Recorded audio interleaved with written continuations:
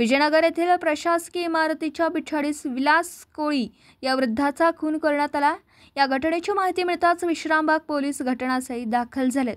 मयत कोळी याच्या अंगावर दगडाने घाव घातल्याचे व्रण असल्याने खूनच असल्याचं सांगण्यात येतं।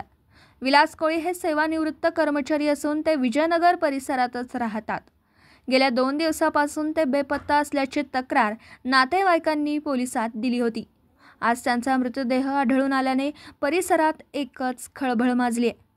जिल्हाधिकारी कार्यालयाच्या आवारातील प्रशासकीय इमारतीच्या पिछाडीस असणाऱ्या मोकळ्या जागेतील एका झुडपात हा मृतदेह सापडला। घटनास्थळी पोलीस उपाधीक्षक प्रणिल गिल्डा, पोलीस निरीक्षक सुधीर भालेराव यांनी भेट देऊन पाहणी केली। याचबरोबर फॉरेन्सिक टीमलाही बोलवण्यात आलं असून स्थानिक गुन्हे अन्वेषण विभागाचे कर्मचारी घटनास्थळी दाखल झालेत।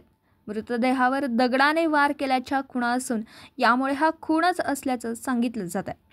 या घटनेनंतर परिसरात खळबळ माजली आहे।